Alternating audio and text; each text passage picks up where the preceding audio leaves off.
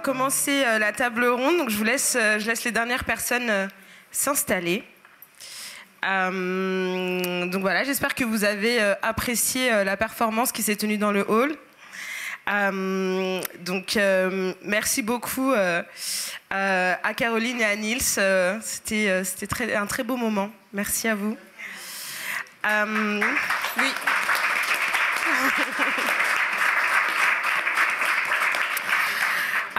Donc pour poursuivre le programme que je vous avais annoncé en début d'après-midi, aujourd'hui là je suis entourée par donc Camille Farabuller ainsi que Nayan Sakou Moufankolo et Jérôme Godin pour discuter d'une conversation, je pense, qui va faire écho avec celle qu'on a pu avoir avec l'ECAL. Comment rendre les écoles d'art plus inclusives? Il faut savoir que là, on va utiliser le terme d'école d'art au sens très très large. Il faut plutôt le prendre dans le sens les écoles qui ont pour but d'amener les étudiants à entrer ensuite dans des industries créatives. Donc, pour commencer cette table ronde, pour resituer un petit peu, en fait, elle a été pensée par Teresa Maranzano et par Elisa Fulco autour d'un article qui a été écrit par Ben Barry, qui est le doyen de la Parsons New York. Et donc, il a écrit un article qui s'appelle « How to Transform Fashion Education, a Manifesto for Equity, Inclusion and Decolonization ». Donc, comment transformer l'éducation mode, un manifeste pour l'équité, l'inclusion et la décolonisation. Et, il a été publié en 2021. Et donc, j'ai envie de reprendre un peu les interrogations. Dans son texte, il dit qu'en tant qu'enseignant, on doit s'interroger pour pouvoir se situer avant de pouvoir prendre la parole dans un espace collectif. Donc, c'est la question que je vous pose à tous les trois. Peut-être la première, quelle a été votre approche de la mode? Est-ce que quelqu'un a envie de répondre en premier? La manière dont vous êtes un peu tombé dans la mode. J'y vais. Oui. Bon, j'en profite déjà pour remercier toutes les intervenantes qui sont passées avant nous. Moi, j'ai appris beaucoup de choses, donc je commence par là. Comment je suis tombée dans la mode? Je crois que je me suis pas très bien rendu compte sur le moment de ce qui se passait. C'est un peu après, avec le recul. Pour moi, la mode, c'était... Enfin, je vais reprendre c'était une façon... C'est comme avoir une espèce de carte VIP pour accéder à un club très privé. Voilà. Mais sans parler de luxe, hein, c'était tout d'un coup pouvoir comprendre, avoir tous ces codes et ces références qui font qu'on peut appartenir à un groupe ou pas. Là, je parle aussi de classe sociale. La question du genre, la question de la race rentre en compte. Et je pense que mon expérience personnelle, parce qu'en l'occurrence, j'étais une enfant adoptée, avec des origines libano-sri-lankaises. J'ai grandi en Suisse. Du coup, j'ai cette espèce de background multiculturel et uniculturel à la fois. Parce que je pense que vous pouvez l'entendre dans mon accent, qui est très, très jeune voix, que je me traîne. Et ça, en fait, c'est toutes ces questions, tout d'un coup, d'appartenir à un groupe, à une famille, et qui, moi, me taraude, je pense, depuis mon adolescence. Et puis la mode, c'était pour moi un peu comme le Graal, comme ça, c'était avoir accès à toutes ces règles, en fait. Et au début, c'était très sérieux. Et ensuite, c'est devenu un jeu. Donc voilà. Peut-être Jérôme Godin. Pour une fois, je vais être court. Tout simplement, c'est justement... Moi, avant, je veux dire, bien sûr, je m'habillais, je m'intéressais à comment m'habiller, aux couleurs que je portais pour un peu, à la fois... faire partie d'un tout, mais en même temps mettre des choses qui me plaisaient. Mais je pense que le moment du vrai questionnement, c'est quand on a dû réfléchir autour de ce manifeste, justement. Où là j'ai dû aller plus loin, plus être dans la réflexion de ce design universel, de l'accessibilité, mais aussi de dire que la mode... Parce que la première réaction que j'ai eue en travaillant là-dessus, et quand on m'interviewait, mais au fond... la mode, c'est annexe. Un peu d'ailleurs, on fait la même chose avec la sexualité. Qu'est-ce que les handicapés vont s'embêter avec le sexe et la mode? Ils ont tellement d'autres problèmes. Ouais. Qu'est-ce qu'ils vont s'embêter avec ça? Et de leur répondre non, c'est pas accessoire. Et en plus, en y travaillant, en parlant avec Teresa, avec toute l'équipe de Tu es canon, ben on se rend vite compte que non, c'est pas accessoire, c'est même fondamental. Donc ouais, voilà, je suis rentré par ce biais-là. C'était peut-être court, mais c'était très intéressant en tout cas. Du coup, Niafin Sakou. Alors, bonjour, vous m'entendez bien? C'est tout bon? Super. Plus fort, d'accord Niels, plus fort, ça va comme ça? Donc, avant de commencer, j'aimerais sincèrement vous remercier, toutes les deux, et toute l'équipe du MUDAC pour cette invitation qui est tellement importante que même le mot important n'est pas suffisamment fort pour exprimer la place centrale que ces enjeux devraient prendre de manière générale. Je suis ravi de faire partie de cette table ronde.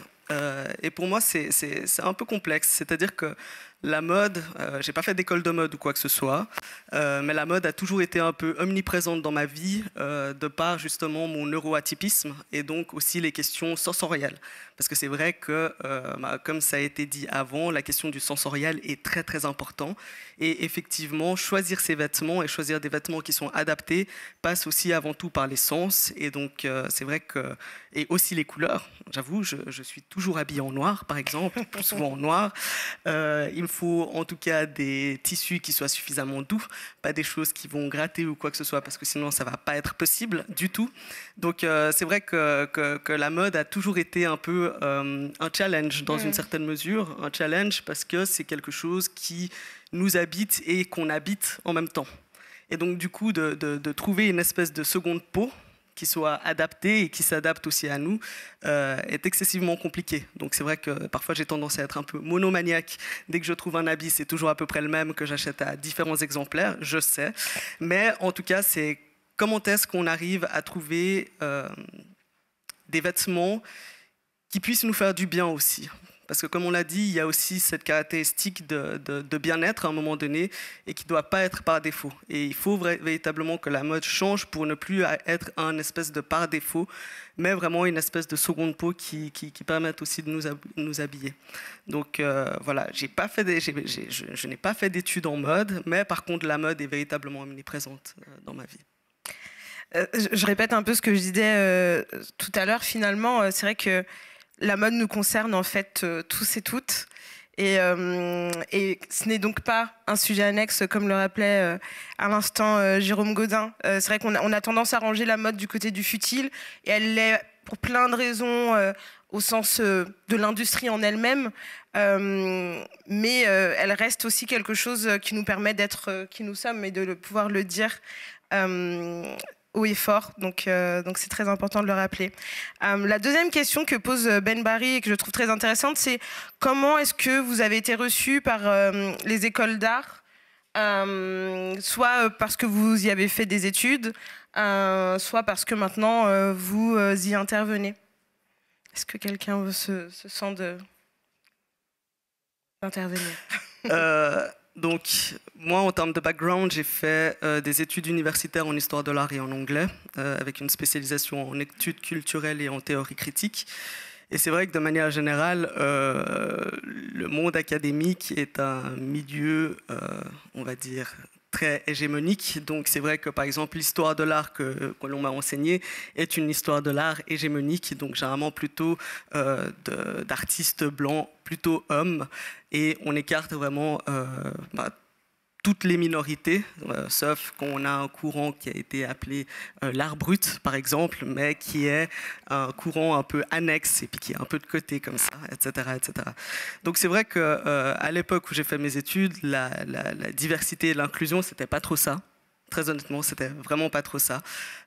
Aujourd'hui, il y a du progrès, aussi par rapport au poste que j'occupe actuellement, donc il commence à y avoir du progrès. Mais c'est vrai que quand j'étais en milieu scolaire, j'étais plutôt seul. Et ça a continué pendant très très longtemps. Je ne sais pas ce qu'il en est maintenant, je pense que ce sera intéressant que j'y retourne juste pour voir. Mais c'est vrai qu'en tout cas à l'époque, c'était vraiment pas ça. Quelqu'un d'autre veut intervenir? Jérôme Gaudin? Alors, par rapport à l'accessibilité des écoles, j'ai envie de dire, ça avance, mais à 2 à l'heure. Ouais. Moi qui me bats pour une école inclusive, ça avance vraiment lentement. En plus, le canton de Vaud vient d'avoir un magnifique résultat, puisqu'on a un nouveau responsable de droite et qui est juste capable de pleurnicher quand il voit un étudiant souffrant de dyscalculie en disant « Oh, ça me touche parce que moi-même j'ai des enfants », mais qui au fond n'a pas avancé depuis qu'il est en poste. Et qui j'ai pu voir n'y connaît pas grand-chose. Et puis j'ai envie de dire un des problèmes fondamentaux qui existent encore, c'est qu'on est sur le problème pour les handicapés du diagnostic ou pour les problèmes autres de genre ou de couleur de peau sur la spécificité. Besoins spécifiques. J'ai horreur des besoins spécifiques. Parce que le problème, c'est qu'il faut qu'on dépasse le diagnostic et qu'on puisse dire « Mais qu'est-ce que peut m'apporter l'élève ou l'étudiant en question ?» Sa plus-value. C'est pas la question de quelle est la difficulté. Quelle est la difficulté, c'est adapter l'environnement et des choses comme ça. Mais pour pouvoir y répondre, c'est quelle plus-value. Au lieu de partir de qu'est-ce qu'il y a en moins, qu'est-ce qu'il y a en plus. Le fait d'avoir des gens de couleurs différentes, de provenances différentes, et puis aussi qu'on puisse parler de ces débats identitaires. En plus, il n'y a pas besoin d'être adopté aujourd'hui pour avoir ces questions de où je me place, parce que au contraire de ce que pense la majorité politique, on n'est plus dans des trucs. Cette question d'identité là, c'est la majorité qui se la pose. Le problème, c'est que nos politiciens ne prennent plus les transports publics. Donc, ils ne voient pas la diversité dans les bus et comment les ados parlent et se posent des questions. Donc, amenons cette diversité-là et arrêtons de nous poser des questions de spécificité, quoi. Merde. Peut-être Camille Farabulaire. Alors moi, j'ai eu un parcours un peu... une expérience différente que la tienne, Nayan Sakou. J'ai d'abord commencé par un bachelor en économie à l'Université de Genève et on était dans un amphithéâtre de 300 personnes et la parité de genre était là et la diversité était là aussi. Et quand je suis arrivée en design de mode à la HEAD, et tout d'un coup, c'était un petit peu différent. Alors c'est une filière, la mode, qui rassemble beaucoup de minorités, en l'occurrence, donc c'est sûr que par rapport à d'autres filières, on coche un peu la case de la diversité, mais la question raciale n'était pas forcément présente et c'était pas un sujet. C'est-à-dire que je pense qu'on avait tous bien intégré pas mal de biais et puis on faisait avec. Après, ce qui est aussi assez ambigu avec la mode, c'est que c'est quelque chose qu'on consomme. En tout cas, moi, que je consommais à l'époque beaucoup par l'image, les défilés, les sites qui repostaient justement les défilés de grandes maisons. Et puis là, tout d'un coup, on voit aussi quand même une diversité dans les castings qui a évolué, mais qui était déjà assez présente à l'époque. Et c'est comme si tout d'un coup, c'était pas une question au sein de l'école, en l'occurrence. Et j'ai l'impression que j'y suis revenue ensuite à l'aide en tant qu'assistante et j'ai refait un master en art visuel qui est aussi une autre section et un autre fonctionnement. Et là, j'ai vu des changements et je les vois encore aujourd'hui.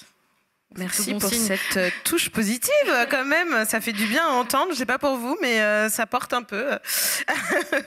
La troisième question que pose Ben Barry et la dernière qui servira à introduire nos intervenants auprès de vous. Comment est-ce que vous vous sentez aujourd'hui dans ce parcours que vous avez eu ? Je pense que ça rejoint un peu ce que venait de dire Camille Farabulaire. Ah là là, Jérôme. Donc, comme vous l'avez compris, j'ai pas fait de parcours autour de la mode au niveau de mon parcours. Aujourd'hui, ce que je peux dire par rapport à l'avantage que j'ai par rapport à une formation universitaire, c'est que j'ai pu m'adapter au fur et à mesure de mon parcours professionnel, changer d'optique. Je suis parti psychologue, maintenant je suis conseiller formateur en question de handicap. Si j'avais pas fait l'université, ça aurait pas été possible. Mais par contre, de l'autre côté, c'est que mon parcours professionnel au niveau de l'assurance invalidité, il me pose problème. Parce que je rentre pas dans leur case. Aujourd'hui, j'ai toujours pas de rente. Aujourd'hui, ils m'embêtent à longueur de journée. Je suis en train de perdre une énergie folle. Donc, merci à mes études parce qu'elles m'ont libéré, mais pas merci à mes études parce que, comme je rentre pas dans les cases, je suis obligé de m'épuiser pour être reconnu.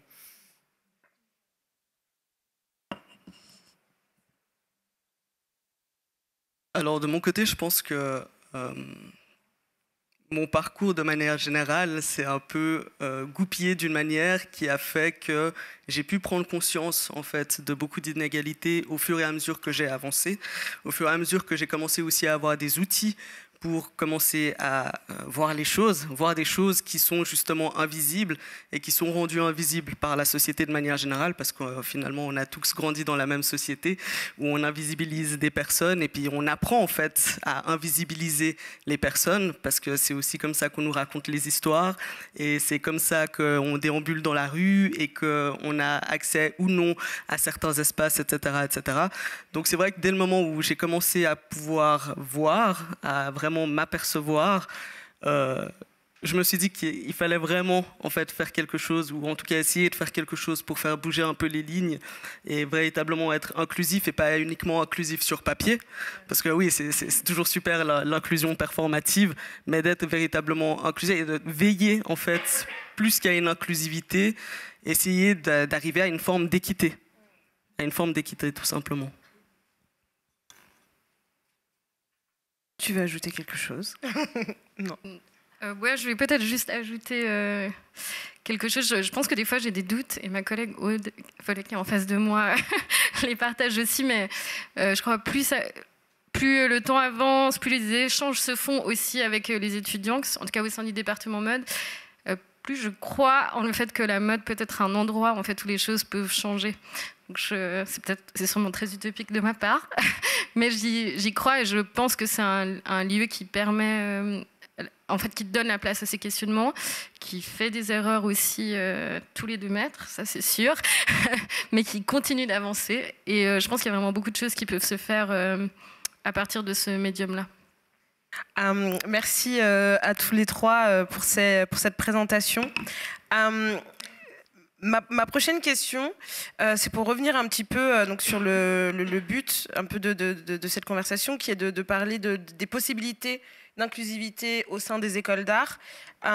Comment est-ce que vous percevez aujourd'hui cette question qu'on a appelée la diversité et l'inclusion dans le milieu scolaire dans lequel vous intervenez? Alors moi, si vous voulez, aujourd'hui, puisqu'on parle de ces écoles, donc on vient nous chercher en tant qu'experts aujourd'hui. Mais ce qui serait chouette, c'est qu'on ait plus... Il y a 2 choses qui seraient chouettes. C'est qu'on ait plus de personnes en situation de handicap qui soient intégrées dans les cursus. Enfin, parce que vous voyez, j'ai vu parmi les étudiants qui ont participé, j'ai eu une personne malentendante. Une. Hein, pas 10, pas 20, pas 30, une malentendante. Les personnes qui ne sont... on a pratiquement que des neurotypiques. C'est pas génial. Et puis la deuxième chose, je ne sais pas si vous avez remarqué, mais on nous a dit plusieurs fois que l'ECAL n'avait pas pour objectif principal la mode, et puis ils se sont occupés de faire des boutons accessibles. Mais alors pourquoi la aide qui s'occupe de mode ne se met pas avec l'ECAL pour faire un projet commun? Parce que le problème de mes étudiants, c'est qu'ils ne pouvaient pas travailler sur le tissu, la forme du vêtement. Donc à un moment donné, arrêtons ces tissus. Tout le monde nous parle de collaboration, de mettre ensemble, on pousse les étudiants à utiliser plusieurs domaines d'études pour faire leur travail. Et quand on arrive au concret, il ne se passe plus grand-chose. Moi, j'aimerais bien mais j'accuse personne, hein, mais qu'on y aille vraiment franco. Je veux dire que la haine arrête de regarder l'école de haut ou je sais pas quoi, ce genre de truc. Il faut vraiment que ça collabore, quoi. Et puis qu'on intègre vraiment des étudiants. Je veux dire, par exemple, vous vous rendez compte que je savais pas, c'est Teresa qui me l'a dit. Le vieux bâtiment de la Aide, moi, j'y ai pas accès. J'y ai accès qu'au nouveau. Donc, ça veut dire que si je voulais faire des études au sein de la Aide, je pourrais les faire que dans une partie du bâtiment. On est au XXIe siècle et je rappelle que normalement, ce genre de lieu devrait être accessible. Et puis, c'est en ayant des étudiants qu'on fera rentrer cette diversité. Je veux dire, on ne devrait plus avoir ce genre de dire « Ah, mais je suis la seule personne de couleur neuroatypique, transgenre, je sais pas quoi, mais il en faudrait plein. » Je suis tout à fait d'accord. C'est vrai qu'un des grands problèmes, en tout cas en termes, là on va parler de l'accès au bâtiment, typiquement, c'est que le bâtiment, nous il y a Design Mode de la Aide, il appartient pas à la Aide, c'est un bâtiment patrimonial. Donc là, ça pose des questions aussi d'histoire, de manière générale. Qu'est-ce qui, à un moment donné, bien évidemment, ça fait partie du patrimoine, donc on est sur une mémoire patrimoniale, etc., etc. Mais du coup, comment est-ce qu'on peut effectivement modifier ces bâtiments qui sont protégés? Parce que c'est-à-dire qu'à ce moment-là, il y a une protection qui ne vient pas de nous, entre guillemets, mais qui vient vraiment du cercle politique, pour pouvoir toucher les bâtiments. Donc c'est vrai que ça a été d'ailleurs une des mesures que j'ai mises en place, enfin sur lesquelles j'ai travaillé notamment aussi avec ma très chère collègue, je profite de la mentionner, Émilie Parando, qui est conseillère aux études, avec qui je collabore de manière très étroite, où on a une petite échelle, mais on a pu en tout cas engager un début d'ensemble de travaux qui visent à améliorer l'accessibilité de ce bâtiment. Parce que c'est vrai que pour moi, ça a été une des premières choses où je me suis dit, mais ce bâtiment, il n'est pas accessible.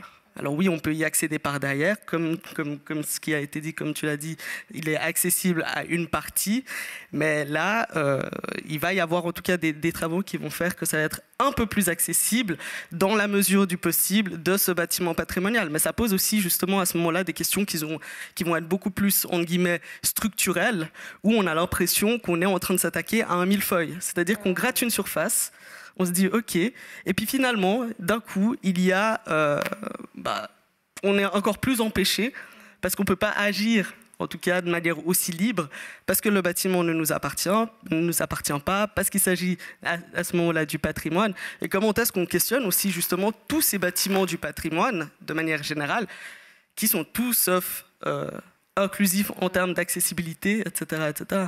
Mais effectivement, et je pense que là, il y a des choses qu'il faudrait changer, en tout cas, même à une sphère même supérieure, pour justement faire en sorte de pouvoir encore faire plus bouger les lignes.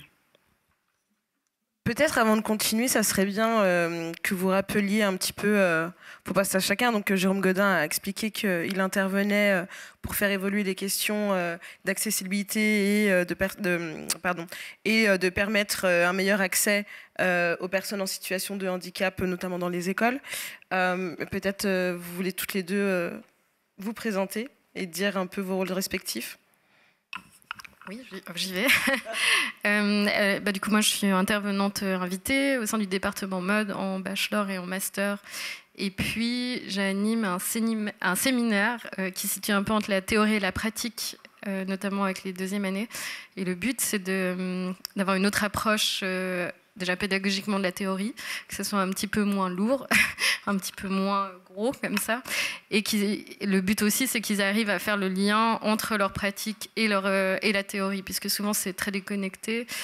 Et puis dans ces questions aussi de production un peu à outrance, l'idée de peut-être produire un peu plus de pensée et puis un peu moins de matériel, ça peut aussi être une solution pour la fin. Donc ça, c'est des choses que je fais avec les deuxièmes années. Et je suis aussi des ateliers de première année.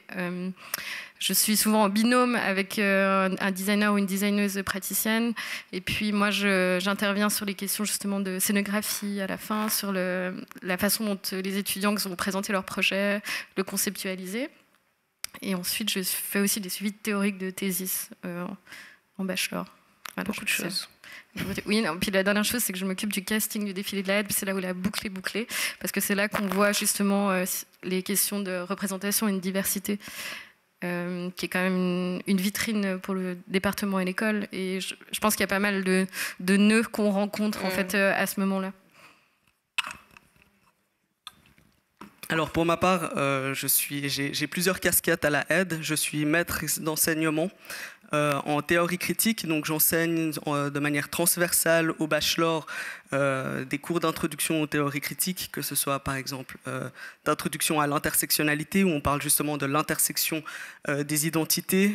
J'ai notamment des étudiants qui viennent de l'entier de la Aide. J'ai autant des étudiants qui sont justement en design mode, accessoires à bijoux, en art visuel, en communication visuelle, en architecture d'intérieur, etc., etc. Et je suis aussi délégué à l'inclusivité, donc ma mission en somme, c'est de construire une politique institutionnelle qui soit plus inclusive et qui soit plus diverse, qui soit inclusive et diverse. Voilà. Là, ça fait 1 année et demie maintenant que je suis en poste, donc c'est encore tout frais, on va dire. Mais, et il y a déjà des choses qui se font, donc d'où aussi l'importance d'avoir des postes qui s'ouvrent sur ces questions-là, avec des personnes qui soient là spécifiquement pour traiter de ces problématiques, pour pouvoir faire bouger les choses. À côté de ça, je fais beaucoup de choses, je ne vais pas m'étendre sur tout. Je fais aussi du suivi de thesis au niveau bachelor, donc sur la transversalité. Notamment, c'est assez intéressant parce que là, je suis des étudiants en architecture d'un travail qui écrivent un bachelor thésiste sur justement l'accessibilité, comment penser l'accessibilité dans des restaurants, etc., etc.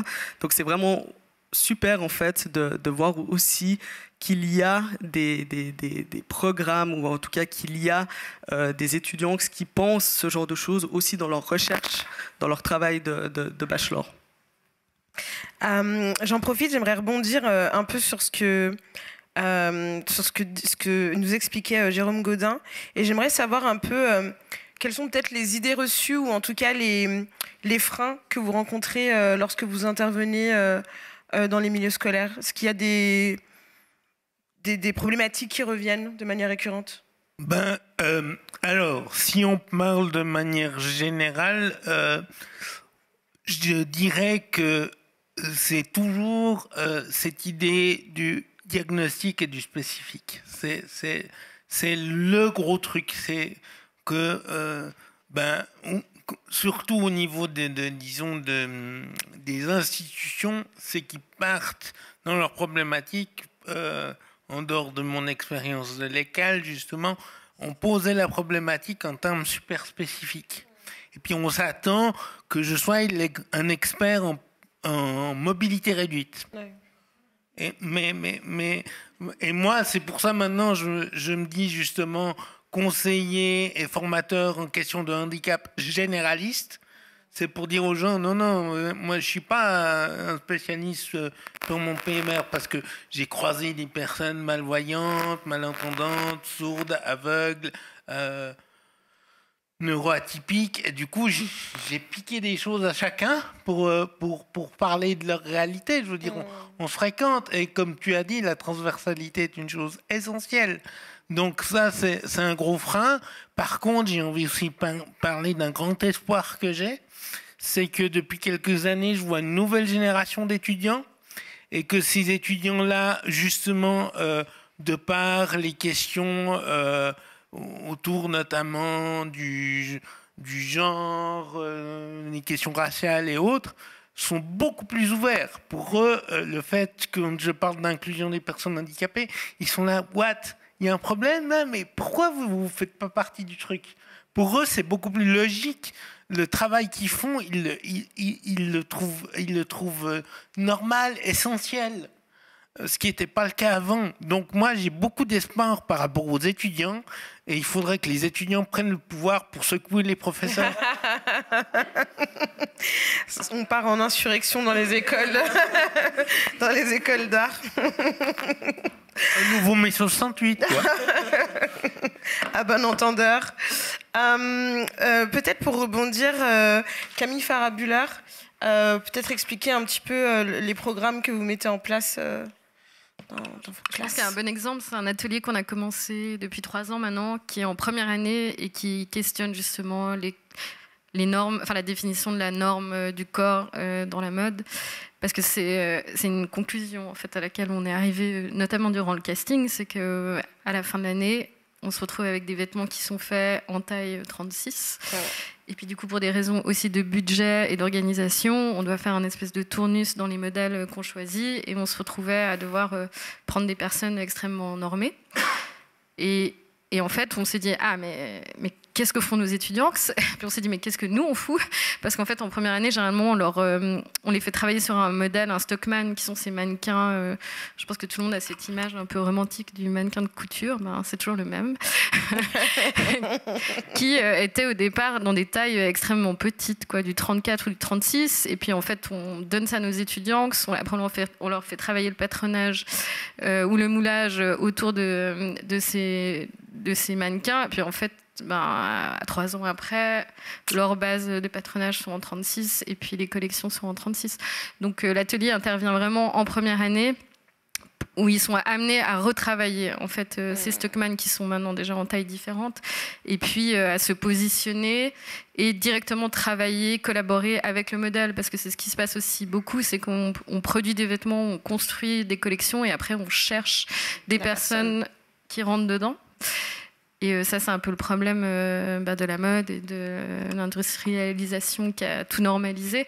Et c'est vrai que là, on essaie de revenir à une autre manière de fonctionner, et qui serait de aussi valoriser tout le processus qui est derrière, et qui est donc justement la collaboration et l'échange, et d'éviter de retomber en fait dans ce cliché-là. Donc ça fait partie des ateliers qui sont mis en place. Après, il y a aussi beaucoup de discussions qui se font, notamment dans mon séminaire, autour des questions d'inclusivité et de diversité, sans utiliser ces termes, parce qu'on sait qu'ils sont aussi un petit peu bateaux quand même à un moment. Et puis, un des problèmes, on en parlait avant, mais on en parle beaucoup, c'est la question de l'appropriation culturelle aussi, qui revient beaucoup dans le médium qu'est la mode. Donc ça, c'est aussi quelque chose qui est approché et théoriquement et en pratique, en essayant de trouver des solutions collectives. Et je crois que vraiment de donner plus de place aux étudiants, que c'est aussi une des solutions qu'on essaie de mettre en place et qu'on a trouvé pour faire avancer nos systèmes en fait, et nos structures et nos façons de fonctionner. Voilà, je me suis un peu étalée. Mais... Pas du tout. Donc, Nyansaku Mufankolo, donc vous êtes déléguée à l'inclusivité et à la diversité à la aide. Et je pense que tout le monde a envie d'en savoir un petit peu plus sur ce rôle, notamment dans quel contexte le poste a été créé, parce que je pense que c'est un poste qui reste rare dans les écoles. Alors déjà, voilà, peut-être la première question, c'est combien de confrères, consoeurs existe-t-il en Suisse, en Europe, dans le monde, et comment, enfin, je sais pas, on ouvre. Et voilà, donc comment le poste a été créé, et comment est-ce que vous réussissez à mettre en place des missions pour faire changer les choses? Alors, peut-être commencer par le début du début. L'ouverture de ce poste... La fameuse lettre. La fameuse lettre, exactement. En fait, le contexte dans lequel ce poste a été créé est très spécifique. Je pense que peut-être vous en doutez bien. En 2020, il s'est passé beaucoup de choses, notamment en termes de revendications, en termes de lutte sociale, etc., etc. Et c'est vrai que suite à l'assassinat de George Floyd en 2020 aux États-Unis, comme vous le savez, il y a eu le mouvement qui existe toujours, Black Lives Matter, etc., etc. Et beaucoup d'écoles d'art, beaucoup d'institutions en fait du monde culturel ont été interrogées pour saisir et comprendre, en fait, oui, d'accord, vous dites qu'il faut être contre le racisme, etc., etc., mais concrètement, qu'est-ce que vous faites et qu'est-ce qui se passe? Donc vraiment, cette remise en question un peu du discours performatif pour avoir quelque chose qui soit concret. Donc la aide a aussi été interpellée, comme à peu près toutes les écoles d'art et beaucoup de musées et centres d'art, etc., etc. Et il y a eu comment ça s'appelle? Ouais, une commission mixte, exactement, merci, extraordinaire qui a été faite. Et donc, la direction a pris un peu action et note des revendications et des demandes qui émanaient de la communauté aide de manière générale, donc autant du corps estudiantin que professoral, enfin c'était vraiment un ensemble. Et il y a eu un groupe de pilotage qui a été créé, qui s'appelle Aide Inclusive, et qui a pensé à un ensemble de proto-mesures, en fait, qui visaient déjà à justement mettre en place un début de mesures pour aller vers plus d'inclusivité de manière générale. Et parmi ces mesures, il y a eu justement ce poste, délégué à l'inclusivité, avec une volonté forte d'avoir non pas un poste un peu performatif, c'est-à-dire de rajouter par exemple 5% à une personne déjà en place ou 10% juste pour faire entre guillemets genre, mais d'avoir véritablement en fait un poste fort et pérenne qui soit en même temps un poste d'enseignement, parce qu'il y avait déjà cette vision un peu de transversalité, c'est-à-dire d'avoir une vision transversale sur l'entier de la aide, autant au niveau de l'enseignement que aussi des besoins de manière générale, parce que l'inclusivité, ça touche absolument tous les rouages. En fait, c'est véritablement, on va dire, la manière dont je l'imagine, c'est quelque chose qui est comme des racines qui sont en même temps, qui se propagent, mais qui en même temps s'enfoncent dans la terre. Donc pour ça, il faut avoir une vision générale. Et j'ai postulé, j'ai eu le poste, apparemment, je suis ravie. Hein. Et voilà, donc c'est-à-dire que depuis ce moment-là, moi, ma vision, donc je suis toujours entourée du groupe de pilotage, qui est mon groupe de soutien et de backup, justement pour réaliser des groupes de travail, avec des personnes qui sont à tous les niveaux, donc autant des personnes qui sont membres du conseil de direction ou du personnel administratif et technique. J'ai aussi des personnes contacts chez les assistants ou chez les étudiants pour qu'on puisse justement, à travers une vision, on va dire la plus entre guillemets globale, qu'on puisse voir aussi quels sont les angles morts, parce que c'est sûr que seul, je n'ai pas une vision panoptique de la aide. Mais c'est-à-dire que depuis les ensembles de mesures que je suis en train de mettre en place touchent absolument tous les secteurs en fait. Autant par exemple quelque chose qui est très important, on parle de l'éducation. C'est vrai que nous sommes une école et donc il est important que les personnels, autant les équipes assistantes que le personnel enseignants ou administratifs et techniques puissent être formés, tout simplement. Parce qu'en fait, de demander à des personnes de se rendre compte de choses qui sont invisibles, il faut déjà les rendre visibles et il faut que ces personnes elles puissent être formées et qu'elles puissent avoir accès justement et être formées par des personnes concernées, avant toute chose, pour commencer déjà à bouger un peu les choses. Parce que l'enseignement et l'éducation, ça ne s'arrête pas juste après l'école. Il faudrait que c'est un processus qui doit être constant, c'est un processus qui doit être fait sur le long terme et qui doit être sans cesse renouvelé parce qu'en fait la société elle bouge vite, elle bouge très très vite. Tout ce qui se passe actuellement dans la société et qui est reflété par nos étudiants bouge excessivement vite. Or les institutions, on sait que c'est un peu des monolithes qui bougent plutôt lentement. Donc il faut pouvoir garder le rythme. Je crois que je m'égare. Non, du tout. Mais je pourrais continuer très longtemps. Mais en dehors de ça, il y a l'enseignement, il y a des questions d'accessibilité, aussi au pluriel. Donc les accessibilités, les différentes formes d'accessibilité, les accompagnements aussi des étudiants. Non mais il y a vraiment beaucoup de choses. Je vais pas sortir ma tapisserie de Bayeux maintenant. Je me posais une question, parce que vous intervenez donc tous les trois dans le cadre d'école.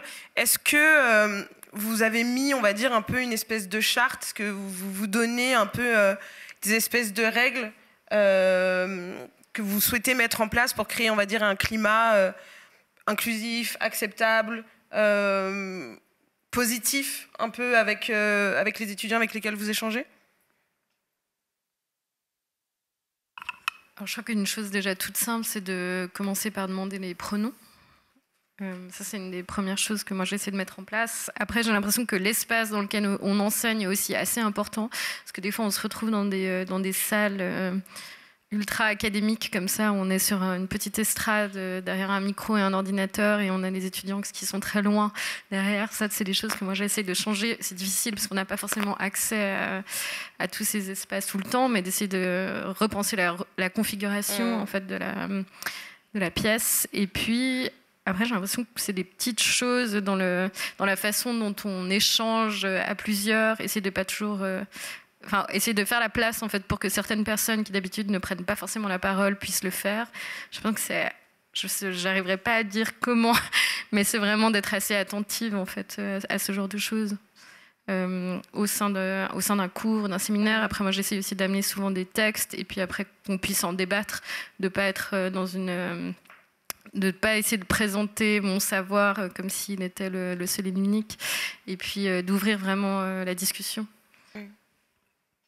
Jérôme Godin, peut-être. Donc moi, il ne faut pas oublier que dans mes interventions, je suis une pièce rapportée.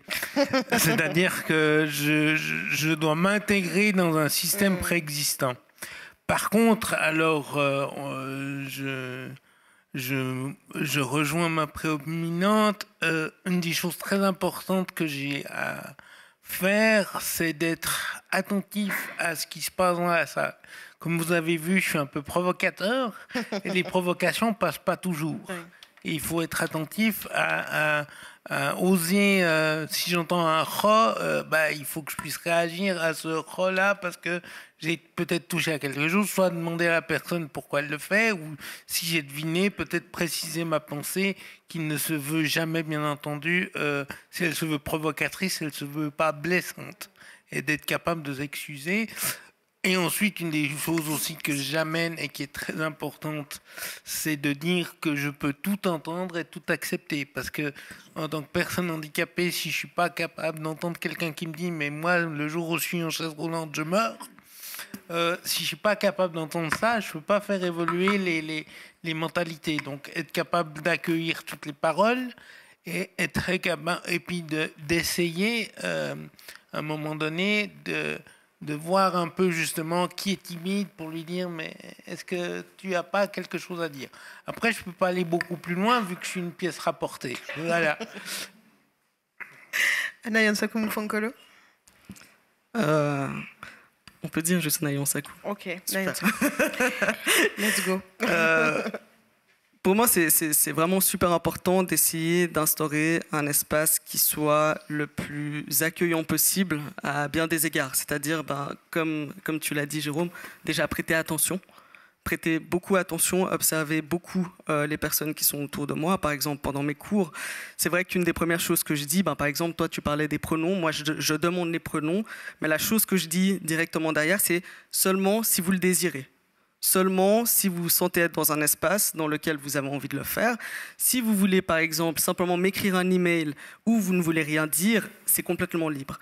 La deuxième chose est aussi que j'explique que c'est un espace pédagogique. Donc un espace avant tout où, bien évidemment, il y a des choses, parfois des énormités qui vont être dites, mais en fait, c'est l'endroit aussi pour pouvoir le dire et c'est l'endroit où, avec bienveillance, il faut expliciter peut-être pourquoi ce qui est dit ne doit pas trop être dit, parce que ça peut être blessant pour certaines personnes, etc., etc., et ainsi de suite. Après, une autre chose, c'est avant tout le dialogue. C'est le dialogue, c'est-à-dire de laisser aussi beaucoup d'espace au dialogue. Bien évidemment, on fait de la théorie, mais c'est aussi, bien évidemment, on lit des textes, on écoute des podcasts, on regarde des films, on regarde des extraits de vidéos, etc., etc. Mais aussi d'avoir la place pour pouvoir dialoguer et pour pouvoir échanger. Pour voir aussi si les personnes, par exemple, qui ne se sentent pas à l'aise de prendre la parole, puissent trouver une autre manière de pouvoir s'exprimer. Parce que le but, c'est pas non plus de forcer les personnes à faire des choses qu'elles ne souhaiteraient pas. Donc, par exemple, d'avoir un Teams channel, donc on a cette plateforme sur laquelle on peut aussi communiquer, où les personnes peuvent trouver justement des espaces d'expression, des espaces où on peut aller plus loin aussi que le cadre spécifique du cours et du séminaire. Merci beaucoup. Ça rejoint un peu, je pense, ce que présentait Muriel Robin au début de l'après-midi et aussi ce que disait Camille Farabulard. C'est vraiment l'idée de concrétiser. Véritablement, je pense que c'est un peu le terme clé de cette journée, de cette conversation, c'est de montrer qu'on peut mener des actions concrètes et partir de la théorie pour aboutir à un véritable résultat derrière. Je pense qu'un des challenges aujourd'hui dans les écoles d'art, on en a un tout petit peu parlé en parlant du texte de Ben Barry, c'est ce qu'on nomme la décolonisation dans certains espaces, mais c'est vraiment l'idée d'avoir des curriculums qui soient le plus diverses possible. Ça rejoint aussi ce que disait Jérôme Godin tout à l'heure en disant il faut aussi inclure les personnes handicapées dans les classes en tant que professeurs et pas simplement parfois juste en tant qu'intervenant, mais véritablement partie prenante du système éducatif. Est-ce que vous pouvez nous parler de comment est-ce que ça serait possible de mettre ça en place, peut-être à un point de vue véritablement institutionnel dans une école ? Je pense que comme tout processus, c'est quelque chose qui doit être implémenté un peu petit à petit, parce que bien évidemment, on ne peut pas juste retourner la table d'un coup, sinon je pense qu'on l'aurait fait depuis très très très longtemps. Mais ne tentez pas Jérôme Godin. Mais c'est véritablement, en fait, la question de la représentation, elle est centrale, en fait. La question de la représentation, elle est centrale, parce que dès le moment où on a des personnes diverses qui sont aussi à des postes de responsabilité, et pas uniquement, par exemple, dans, on va dire, le corps estudiantin, mais aussi des intervenants, des enseignants qui soient issus aussi des minorités. Ça donne aussi l'exemple aux générations de se dire, en fait, c'est possible. En fait, cet endroit, je peux aussi y avoir accès, c'est possible. Il y a des personnes qui me ressemblent, qui y sont parvenues. Et ça change absolument tout.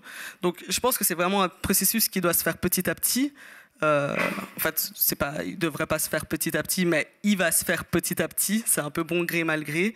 Et il faut en prendre la pleine mesure. Et là, c'est vraiment aussi le travail, notamment, je pense, de manière conjointe, non seulement d'un point de vue de la direction, mais aussi d'un point de vue des responsables de filière, etc., de porter des attentions. Parce qu'en fait, encore une fois, on est dans des mécanismes qui sont invisibles. Donc, bien évidemment, il faut passer par ce processus où on rend visible et on se dit, OK, je le prends en considération, j'essaie d'y faire attention et de faire en sorte que ça se fasse. Pour que petit à petit, ça devienne une habitude. En fait, il faut normaliser. Arrêter de faire en sorte que ce soit quelque chose de hors norme, de incroyable ou quoi que ce soit, mais que ça devienne la norme et qu'en fait, ce soit juste la norme. Juste, faut qu'il n'y ait plus de normes. Ensuite, deuxième réaction. Apparemment, ça plaît au public. Génial. Puis la deuxième chose, je pense que, et c'est important de le dire aujourd'hui, je pense que justement des organismes comme Asa Handicap Mental et d'autres, j'en appelle plein d'autres, je ne sais pas, Pro Infirmiers, enfin tout, et même les autres, des organismes féministes et autres, doivent mettre le pied dans la porte et dire, nous, on veut que vous mettiez en place des cours, on veut être présenté. Je veux dire, parce que on l'a bien vu, il a fallu qu'il y ait le Black Lives Matter à un moment donné qui arrive, et puis qu'il y ait aussi le phénomène MeToo pour que soudain les institutions se sentent obligées de bouger. Donc je pense que les forces sociales ont un rôle essentiel, les associations ont un rôle essentiel, parce que sinon, les professeurs, assistants que vous êtes, vous allez vous épuiser tout seul. Et vous avez besoin de nous. Une très belle manière de dire les choses. J'aimerais juste revenir sur la question des curriculums, peut-être avec Camille Farabuller. On peut aussi dire Camille. Très bien. Très bien. Très formel. Eh bien, Camille, j'arrête d'être formelle. Donc peut-être Camille nous parler un peu de toi qui enseignes des cours théoriques, comment s'assurer que la représentation ne soit pas simplement visuelle, mais qu'elle le soit aussi dans les textes, que les étudiants puissent lire des textes écrits par des personnes racisées, ou en tout cas des personnes minorisées de manière très globale. Alors moi, j'ai dû commencer par déconstruire mon éducation, puisqu'en l'occurrence, j'ai pas eu accès à toutes ces références durant mon bachelor en design mode. Et c'est en arrivant en art visuel où j'ai eu la chance de d'approcher une personne qui est devenue ma tutrice et qui est encore mon mentor, qui s'appelle Anthea Hamilton, qui est une artiste, en l'occurrence qui est une femme racisée, et donc d'où la question de la représentation et de l'identification, hein, et qui m'a donné aussi accès, je pense, à beaucoup plus de références que j'avais à la base, donc ça m'a beaucoup aidé. C'est un travail que je continue à faire en essayant de suivre des formations quand je peux, pour continuer à nourrir mon répertoire, et j'essaye aussi d'inviter en fait durant les séminaires des personnes concernées en l'occurrence à venir présenter, parce que l'idée, comme c'est aussi de faire aimer un peu la théorie, c'est d'amener des personnes qui traitent de certaines thématiques dans leur pratique pour montrer que c'est faisable, et en plus qui sont des personnes concernées par les thématiques abordées. Donc est-ce que tu as un exemple peut-être Oui, alors par exemple Tara Mabiala, qui est une de mes collègues aussi de travail sur d'autres projets, qui a travaillé par exemple durant son master sur la question du care, et qui l'avait clairement mis en place donc dans son thèse théorique, mais aussi en pratique dans sa présentation, dans les vêtements qu'elle a présentés. Elle est venue, elle a déjà intervenu 1 ou 2 fois, et puis le départ du séminaire, c'est un texte qui parle justement du care, et tout d'un coup on voit que c'est pas quelque chose de théorique comme ça qui vole un peu dans les airs puis qu'on va oublier, mais que c'est complètement applicable à un design de mode, puisque le résultat de sa collection était vraiment très très belle et très touchante. Donc voilà, l'exemple, j'en ai d'autres, mais... juste peut-être, Jérôme Godin, j'ai l'impression que la question du handicap, quand on parle de diversité et d'inclusion, reste un petit peu le parent pauvre du débat, et j'ai envie d'avoir vos mots pour nous expliquer pourquoi. Vous voyez, un événement comme aujourd'hui, où on a une transversalité, c'est-à-dire toutes les formes de handicap, c'est extrêmement rare. Vous voyez, ce que j'aime beaucoup, je suis une personne à mobilité réduite qui intervient dans un projet fondé par ASA Handicap Mental. D'ailleurs, il faut rendre à César ce qui est à César.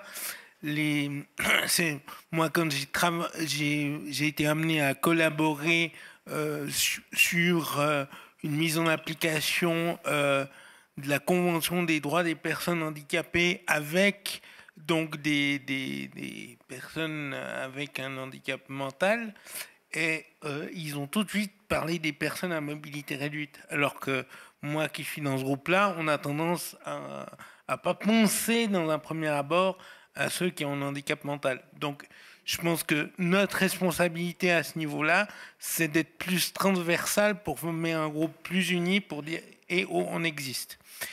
Et ensuite, je dirais que l'autre grand problème, c'est qu'on a on va dire une représentation sociale qui est très lourde. C'est-à-dire que l'handicapé qu'on aime, c'est celui qui s'en sort, on aime bien le sportif. Je veux dire, généralement, on parle surtout des handicapés lors des Paralympiques. Donc, c'est le sportif qui aurait dépassé son corps malade ou difforme pour être quelque chose de plus conforme à une société. Et puis dès que vous êtes l'handicapé qui râle, qui dit que ça ne fonctionne pas, moi j'ai déjà donné des cours où on me reprochait de ne pas être positif. L'handicapé doit toujours sourire et être positif. Mais des fois, on a une vie de merde et on a le droit de le dire. Peut-être que Nayan Sakou et Camille, vous voulez rebondir. Je pense que ça fait écho, je pense, à beaucoup de gens, ce que vient de dire Jérôme. Ouais, et puis en plus, il y a une spécificité, c'est que les personnes en situation de handicap on est excessivement infantilisés. Ouais. Et en fait, l'infantilisation fait qu'il n'y a pas de représentation, parce que c'est la même chose. Si on prend l'exemple des enfants, ils ne vont pas être représentés. Parce qu'en fait, les adultes, donc les personnes qui ne sont pas en situation de handicap, parlent pour et au-dessus et ne donnent pas le micro justement aux personnes concernées. Donc c'est sûr que l'espace médiatique, il est aussi occupé par ce regard un peu surplombant et paternaliste de « on ne va pas donner le micro, surtout pas », parce que à cause de cette infantilisation. Camille, peut-être. Bon, mais je crois que mes collègues ont fait le taf. Je pense que Jérôme voulait rebondir. Juste une chose, pour se donner espoir. C'était le cas des femmes au 19e siècle. On les infantilisait. Et je crois qu'elles sont pas mal sorties. Donc on a peut-être une chance de s'en sortir nous aussi. Encore un petit siècle ou deux. Encore un petit siècle ou deux. Je pense qu'elles le sont toujours. Elles le sont aussi toujours. Pour rester peut-être sur une note positive, est-ce qu'il y a des choses qui ont été mises en place et dont vous avez envie de nous parler, ou alors des choses qu'il reste à mettre en place et sur lesquelles vous pensez qu'on devrait travailler un peu plus? Non. Feinte, petite feinte. Encore une fois, comme j'ai pu le dire, mine de rien, pour moi, c'est quand même une sacrée victoire d'avoir pu réussir à faire des changements au niveau de ce fameux bâtiment patrimonial auquel il ne faut pas toucher et qu'il y ait quand même quelque chose qui se fasse. Alors c'est certes un petit peu, mais c'est toujours mieux que rien. Et oui, il y a encore beaucoup de choses à faire. C'est-à-dire qu'on a aussi, en tout cas au niveau de la aide, là on a des nouveaux travaux d'aménagement sur l'ensemble du campus en termes d'accessibilité qui vont être mis en route parce que, encore une fois, c'est toujours des processus qui continuent. Je suis aussi super content parce qu'on prend aussi, alors moi j'ai remarqué, c'est vrai qu'en étant aussi répondant égalité des chances, je suis aussi directement en contact avec les étudiants et les différentes nécessités, et c'est vrai que il y a une augmentation de personnes qui sont en situation de handicap, des personnes qui sont neuroatypiques, etc., etc. Et c'est de mettre aussi, de parvenir à trouver, alors certes c'est toujours la question de temporalité, mais de pouvoir agir en tout cas sur le court terme pour pouvoir préparer le moyen terme et le long terme pour que des choses se mettent en place de manière pérenne et que justement on n'arrive plus au moment où on est forcément dans l'urgence parce qu'il y a quelque chose de spécifique, encore une fois, de spécifique par rapport à ce discours, mais que justement ça devienne une norme et que les infrastructures soient adéquates et que ce soit effectivement la norme. Après, il y a beaucoup de choses qu'il faut continuer de faire parce que c'est un travail de fond, c'est véritablement un travail de fond, c'est une course de fond. Donc je vais bientôt exceller dans le marathon, mais je continue en fait.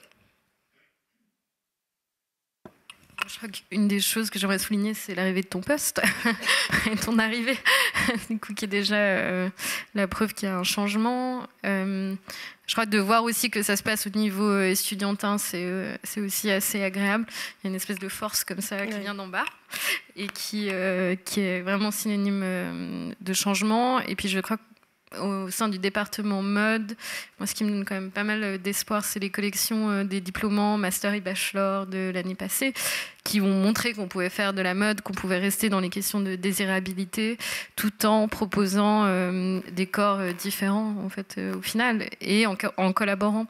Et je crois que c'est assez important de le noter. Je pense que c'est un bon pas vers le changement. Et puis si je puis... Vas-y. Toujours dans la même ligne, ça fait aussi du bien de voir d'être entouré et puis d'être soutenu aussi par justement la direction, par des collègues. J'ai aussi beaucoup de collègues qui sont derrière moi aussi, des étudiants, et puis de voir qu'on est véritablement dans ce travail collaboratif. Et ça, c'est vraiment priceless. Et puis, moi, malgré tout, même si je suis une pièce rapportée, c'est qu'on vient de plus en plus me chercher. Déjà, qu'il y a des colloques comme celui-là où, je veux dire, il y a de plus en plus, je vois des gens de l'ECAL, de la haine, enfin, qui sont de plus en plus nombreux à rester, à écouter ce qu'on a à dire. Donc, et puis cette nouvelle génération, comme je le dis, moi, il y a 20 ans, pour vous donner un exemple, quand je me battais sur un tout autre sujet, mais l'accès au transport public, on me demandait, mais vous serez combien ? Et puis, ça va coûter combien? Aujourd'hui, vous dites ça à la nouvelle génération, de nouveau, ils vont dire quoi? Non, mais ça va pas. On doit tous pouvoir être ensemble. Pour eux, c'est plus une question de coût, c'est plus une question de combien, parce qu'ils sont dans cette vision pluraliste de la société. Je pense qu'il y a un vrai mouvement de fond qui s'est mis en place, et donc qu'il y a un vrai changement, qu'il faut qu'on l'accompagne, ce que j'essaye de faire à mon modeste niveau, et que, oui, moi, je râle beaucoup, je montre qu'il y a beaucoup de défauts, mais je suis aussi plein d'espoir. Merci beaucoup. Peut-être une dernière question avant de partir, parce que j'aimerais rebondir sur un point soulevé par Jérôme Godin, c'est la possibilité de la mise en place d'un regroupement collectif, peut-être, des écoles, pour réussir un peu à peut-être mettre en place, je sais pas, une charte à un niveau européen ou un niveau ne serait-ce que local, pour on sait pas, faut voir grand, faut voir très grand, mais en tout cas pour permettre, on va dire, d'avoir un espèce de statuer en fait sur l'accessibilité à tout le type d'étudiants aux écoles d'art. Bah ça, je pense que c'est un énorme travail où les directions doivent déjà aussi se rencontrer, etc., etc. C'est vrai que en termes, par exemple, d'accessibilité, nous, on a une charte qui est bien précise. Après, je ne sais pas, par exemple, qu'est-ce qu'il en est de l'ECAL, je ne sais pas, par exemple, qu'est-ce qu'il en est des autres hautes écoles et universités de manière générale. Donc là, je pense que ce serait un travail, entre guillemets, vraiment collectif, mais de vraiment prendre le temps de se rencontrer et de mettre les choses en place pour voir qu'est-ce qui, effectivement, pourrait être possible. Mais dans ce que j'ai dit, j'aimerais le redire ici, c'est que c'est déjà aussi de collaborer dans des projets et dans des cours en commun, parce que c'est bien joli, mais on vient me chercher pour des fermetures et des boutons. Je reviens sur cet exemple au niveau de l'école, mais ils n'ont pas les compétences sur le vêtement, sur le tissu. Et au lieu qu'on perde du temps, qu'on m'appelle une fois pour le vêtement tissu, une fois pour les boutons, une fois pour le droit, une fois pour le sociologique, j'aimerais bien que on commence à penser les problématiques en global. Et là, je pense que c'est juste dire faisons de l'interdisciplinarité, faisons que les écoles se mettent ensemble, et puis surtout qu'ils font de la pub pour ça, donc qu'ils l'appliquent de nouveau. Et puis quand tu parles de charte européenne, le gros problème, c'est que la Suisse, on est hyper en retard. Quand moi je suis passé à la télévision autour de ce fameux manifeste. J'ai mon voisin anglais qui m'a dit, mais en Angleterre, ça fait des années que c'est inclus, ça. Ça fait des années que, je veux dire, dans les pays anglo-saxons, il y a les Disability Studies qui existent, qui sont l'équivalent des étudiants, mais pour le handicap. Je veux dire, il y a plein de pays en Europe où, et même vous, quand vous regardez l'Union européenne, il y a un certain nombre de normes et de chartes qui existent déjà. C'est juste la petite Suisse qui, malgré qu'elle est riche, qui, malgré qu'elle se dit démocratique, ne veut pas avancer, met les pieds devant le mur. Il n'y a qu'à voir l'application par le Conseil fédéral de la Convention des droits des personnes handicapées. L'ONU leur a tapé dessus, mais très violemment. Merci à tous les trois d'avoir participé à cette table ronde. Si jamais il y a des questions dans le public, c'est le moment. Il nous reste quelques minutes pour ce colloque, donc n'hésitez pas à intervenir. On peut faire circuler, je pense, des micros. Oui, alors je ne sais pas s'il y a un petit micro. Merci. Bonjour à toutes et tous. Je suis Corinne Bonnet-Mérier, je suis en même temps la présidente du club en fauteuil roulant de Genève et en même temps conseillère municipale en ville de Genève. Et je suis très émue, très émue aujourd'hui, ce qui explique aussi un peu ma voix. Je suis autant admirative du travail qui a été fait et présenté aujourd'hui que quelque part, j'ai envie de dire dépitée, parce que depuis tout à l'heure, on discute d'inclusivité, on discute de design universel, on discute il y avait un autre terme, le design, la conception universelle. Moi, à Genève, je me bats pour l'accessibilité universelle, forcément. Et je me dis, en fait, on ne devrait pas avoir à se battre. On ne devrait pas avoir à se battre comme ça. Je trouve que, voilà, on est tous des êtres humains. Ici, on est, je ne sais pas combien, On est tous et toutes différents. Mais c'est cette différence qui a fait la richesse de cette journée. Et c'est cette différence-là qu'il faudrait qu'on mette en avant. Et c'est pour ça qu'il ne faudrait pas devoir se battre pour que cette différence, quelle qu'elle soit, soit une bataille à devoir mener. Voilà. Donc moi, je voudrais vous remercier parce que chaque fois que j'assiste à un colloque Tu es canon, je suis très émue. Je ramène toujours un peu de ça avec moi. J'essaye de faire avancer les choses. Et je rassure M. Gaudin, les politiques prennent le bus. Pas tous. Non, nos ennemis ne le prennent pas, cas. juste pour le dire. Je ne vais pas citer de parti politique, mais généralement, ces partis-là, ils prennent des voitures et des SUV et ils ne sont pas très écolos. Alors je prends le bus. Donc je vois. Et voilà, enfin, voilà, merci pour tout ça. Et je crois que mon souhait à la fin de cette journée, c'est vraiment, voilà, le message qu'il faudrait vraiment qu'on fasse passer, c'est que la différence, c'est la richesse. C'est ce qui nous crée tous. On vient tous d'endroits, de zones différentes. Et il faut qu'on se serve de ça. Voilà, merci. Merci à vous.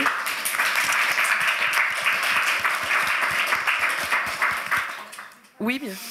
Alors, bonjour tout le monde. Je viens de Genève. Je trouve cette journée s'est bien passée, il n'y a pas de souci. Mais on revient toujours à la même question, à savoir une réelle inclusion, c'est quoi? Réelle inclusion, c'est on veut faire les ateliers protégés, par exemple, comme moi je travaille, à foyer handicap pour tout dire. Et eux aussi ils font des tas de discours sur l'inclusion et tout ça quand je travaille. Je les entends dire il faut qu'on fasse évoluer les choses, il faut que les gens ils peuvent devenir un peu plus autonomes, qu'on a besoin de construire d'autres endroits avec des immeubles gérés par des régies, mais dans ces immeubles-là, on met des personnes handicapées et tout. Mais est-ce qu'il y a une réelle volonté d'inclusion? Malheureusement, je ne pense pas. Parce que s'il y en avait une, moi je peux dire, j'ai fait une expérience pour tester ça et ça est très très amer ce que j'ai vécu. Donc je dirais jamais assez, mais j'ai fait une école essayé en tout cas, faire une école de son. J'avais un curateur, il a tout pris mon dossier avec mon maître socio-professionnel aussi. Devant mon maître socio-professionnel et mon curateur, ils ont dit pas de problème, on va l'intégrer, tout ça, il n'y a pas de souci. Moi, je montrais aussi une grande passion pour ça, parce que c'est vrai, moi j'ai passion de musique, donc passion de métier du son aussi. Et après quelques temps, ils m'ont dit, sans me dire, hein, mais ils m'ont fait comprendre, écoutez, non, ça ne marche pas. Sans me le dire pourquoi. Et même sans me dire, écoutez, ça ne marche pas. C'est moi qui ai dû aller vers eux en lançant des coups de fil et tout. Personne ne me répondait, m'ont mis complètement de côté. Donc ce que je en retiens de cette expérience, c'est que non, l'inclusion n'est pas encore en train de se faire.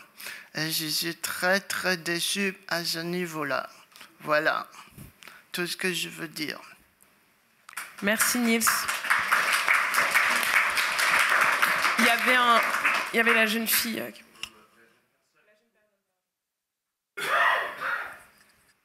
Bonjour, je suis artiste peintre depuis l'âge de 12 ans.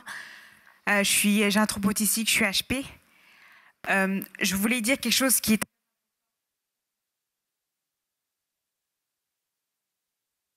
Oh, on m'entend? Je voulais vous dire à tous que...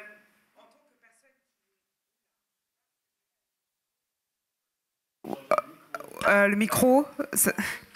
En tant que personne qui a un trouble autistique et qui est artiste depuis l'âge de 12 ans et qui fait des expos depuis l'âge de 12 ans, je veux vous dire que le plus important en tant que personne qui est artiste, c'est de développer les compétences en tant qu'artiste et développer qu'on a un handicap, l'artiste. Et pas penser à un diplôme, mais bien penser à développer.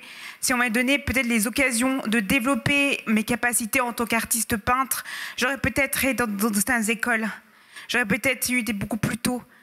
J'aurais peut-être pu faire des grandes études, même si j'ai des difficultés. Je veux juste demander à tout le monde de penser que les personnes qui ont un handicap, qui ont un handicap, doivent être adaptées dans les milieux artistiques, aux milieux professionnels.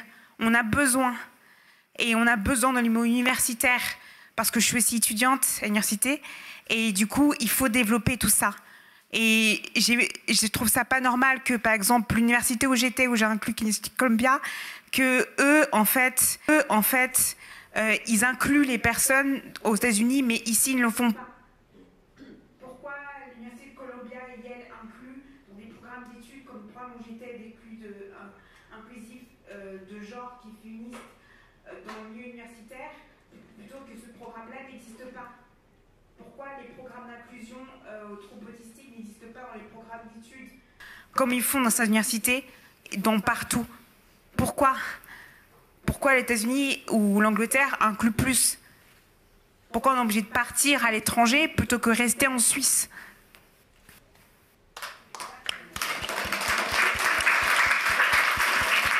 J'aimerais juste répondre à ton pourquoi un tout petit peu. C'est que dans le monde anglo-saxon, on ne considère pas les handicaps comme des maladies. On a pris ce biais au niveau des droits humains. Et du coup, au moment où les handicapés ont lutté dans ces sociétés, ça a beaucoup plus parlé et ça a été pris en compte. Alors que nous, malheureusement, dans le milieu francophone, on maintient l'aspect médical des choses pour continuer de nous considérer comme un autiste, il est malade, donc il peut pas. On est encore dans ces conceptions-là. On doit se battre, je me bats, mais j'avoue que c'est dur et c'est injuste. Ça, je le conçois. J'ai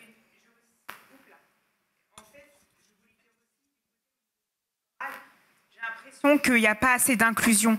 J'ai l'impression que quand on veut réussir en tant qu'artiste,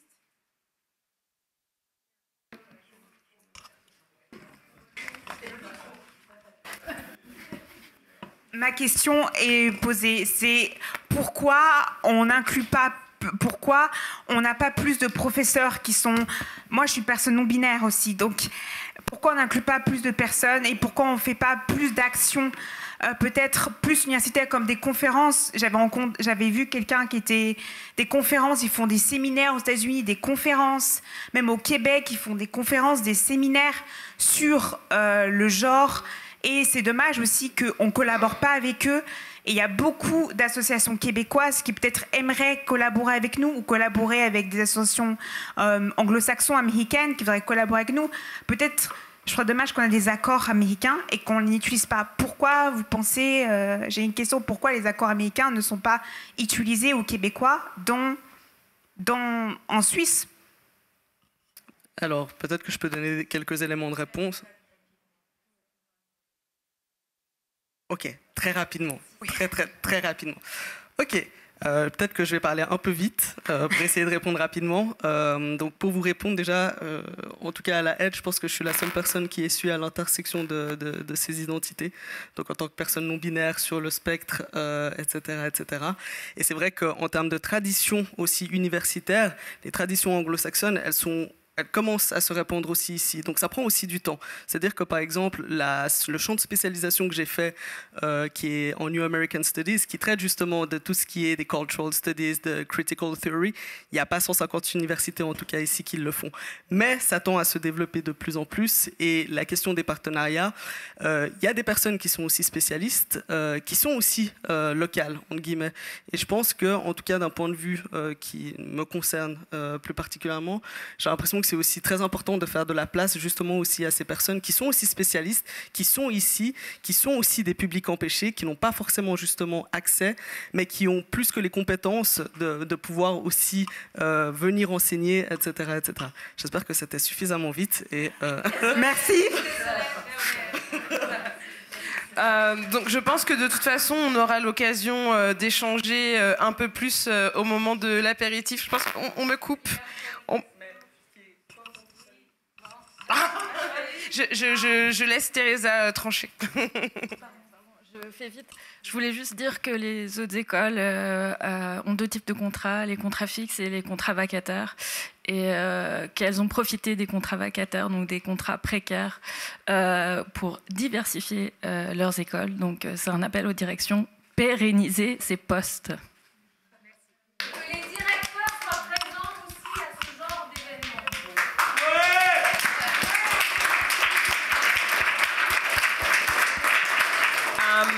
Donc, je pense que j'ai le micro qui ne fonctionne pas. Bon, vous m'entendez très bien. Juste, je dois laisser la parole maintenant à Raphaël de Riedmaten, qui va nous offrir la conclusion, on va dire, de ce colloque.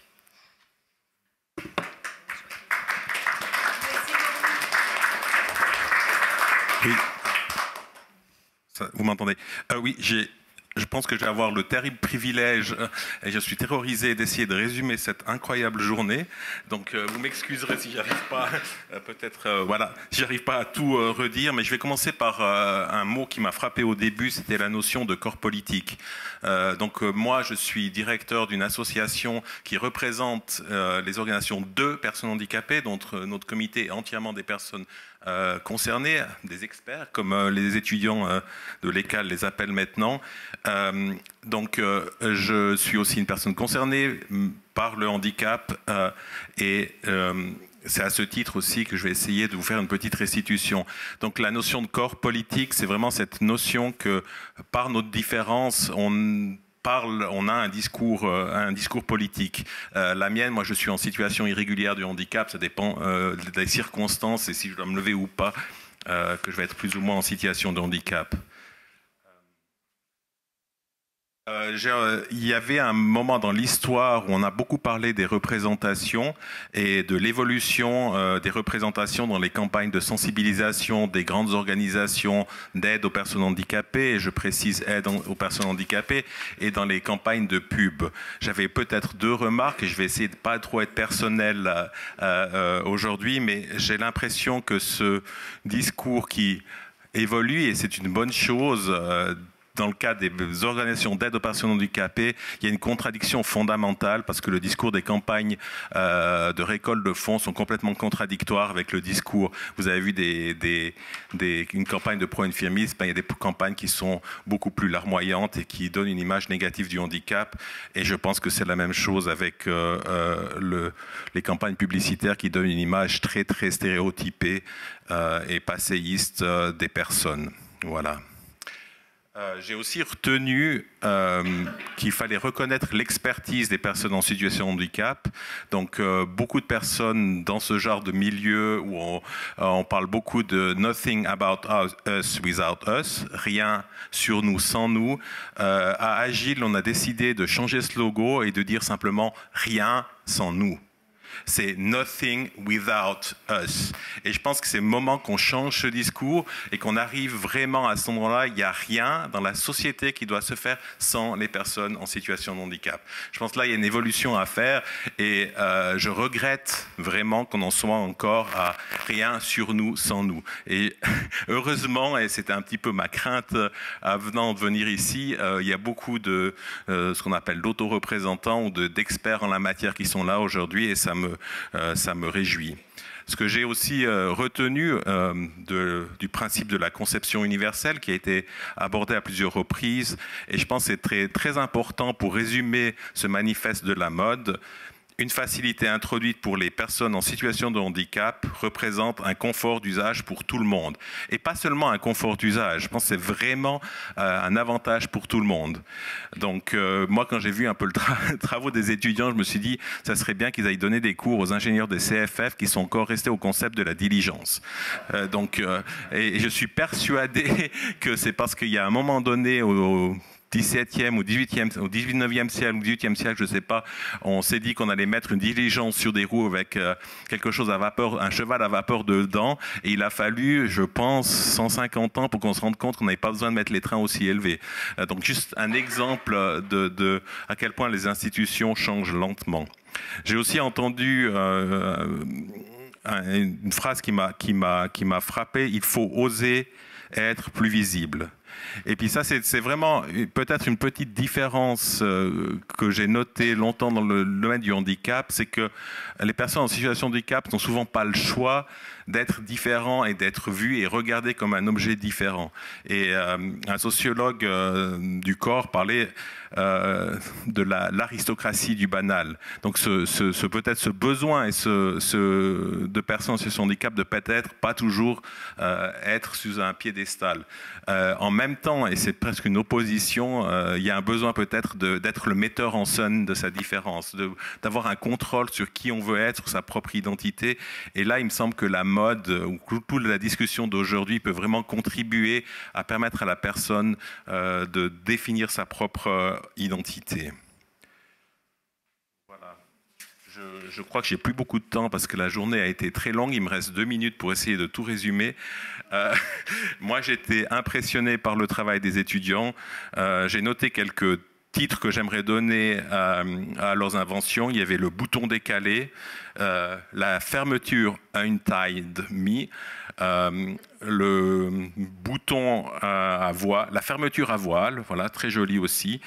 Et je trouvais vraiment génial de penser les besoins de tous, de voir à quel point ce projet avait dégagé. J'étais vraiment, il en faut beaucoup pour m'émouvoir, mais ça m'a ému, comme Madame au fond, de voir le sort de ce plaisir contagieux de la création. J'ai aussi entendu le plaisir au lieu de la pitié comme moteur de l'action et aussi de l'inclusion. J'ai retenu aussi que les étudiants, toute la réflexion, c'était l'esthétique au service de la fonctionnalité, la créativité au service de la facilité. Et puis j'ai l'impression que c'était un projet porté par une curiosité joyeuse. Et dans mon travail politique, j'en aurais bien besoin. Je trouve que c'était très contagieux et très heureux de l'entendre. Dans le débat, ben oui, je connaissais effectivement une jeune Genevoise très, très talentueuse qui n'a pas pu aller à l'école d'art parce qu'elle était inaccessible. Et ça, c'est absolument incroyable qu'il y ait encore ce principe de proportionnalité et de protection du patrimoine. Mettez-la ailleurs, votre école. Tout simplement. C'est absolument impossible qu'en 2023, vous deviez encore vous poser la question, est-ce que le bâtiment, en étant délégué à l'égalité, que vous deviez encore vous poser la question, est-ce que le bâtiment est accessible? C'est de l'incompréhension absolue de ma part. Ce que j'ai beaucoup aimé, c'est cette question qui a été amenée, je ne vais pas donner le nom de toutes les personnes, mais cette idée de trouver une seconde peau. Et cette notion de bien-être, de trouver des vêtements dans lesquels on est bien. Et moi-même, j'accorde pas mal d'importance à l'habillement. Et avant le colloque, je me suis dit, il faut absolument que je m'achète des nouveaux habits qui soient vraiment cool. Donc, j'ai couru dans ma petite boutique. Il n'est pas très accessible. Et quand je lui ai parlé du colloque sur la mode inclusive, il a fait des gros étonné. Un peu comme si je lui parlais que j'allais à un colloque sur l'influence de la sexualité des fumures rouges sur le bac clergé breton. Heureusement, c'était pas le cas. Et je suis finalement ressorti avec une nouvelle paire de Converse. Et ça, c'est un petit clin d'œil à mon ami Sébastien parce que j'ai lu sa contribution dans le livre sur la mode inclusive. Et puis, il a réussi à me refourguer des Converse. J'en ai jamais porté de ma vie et je les ai pas mises aujourd'hui parce qu'elles sont pas encore, elles sont encore trop neuves. Mais cette question, et j'aurai un mandat pour et peut-être que mon vendeur de vêtements qui me vend des habits très chers que j'aime bien, la seule chose qu'il m'a dit, il m'a vu arriver pour la première fois avec un bâton, il m'a dit mais tu veux pas acheter un bâton un peu plus design. Donc la seule chose que j'ai fait pour me préparer aujourd'hui, j'ai peint en noir mon bâton pour que ça soit pas marqué trop Leki dessus. Donc peut-être qu'il y aura un mandat pour l'ECAL pour faire des bâtons vraiment design. Et puis si vous y pensez, regardez ces chaises roulantes, on pourrait tellement faire mieux en termes de design. Vraiment. Donc comme je suis un futur utilisateur d'un de ces engins, moi j'aimerais bien un truc de design, j'aime beaucoup le design industriel et je serais très heureux que ça soit un peu moins influencé par le modèle médical. Voilà, je crois qu'on a beaucoup parlé de diversité et ça me réjouit beaucoup de l'entendre.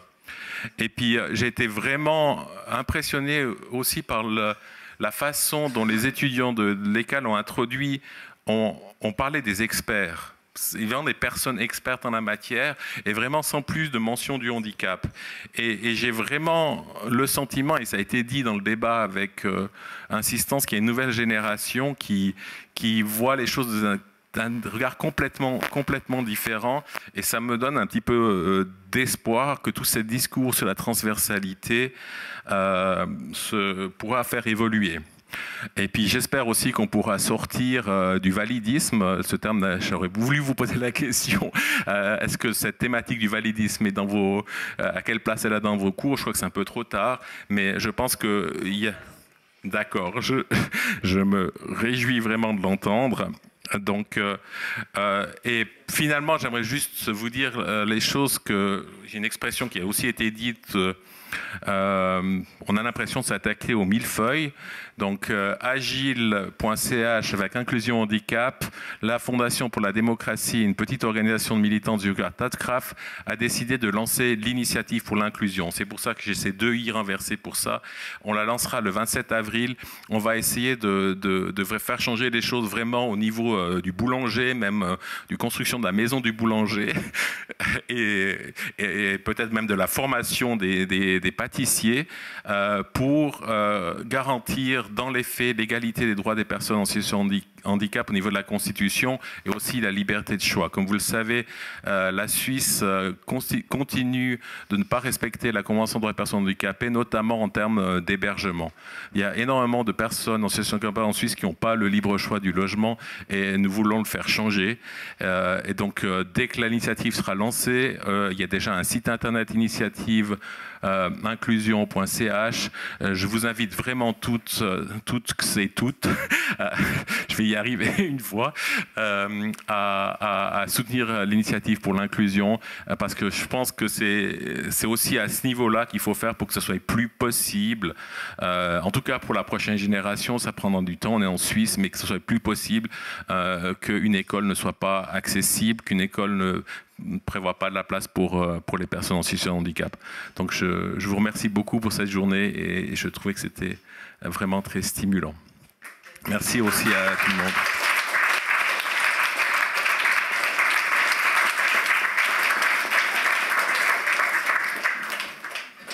Petite demande assez comique pour finir cette conférence. Est-ce qu'il y a quelqu'un qui peut me faire une Batmobile au lieu de ma chaise roulante, s'il vous plaît?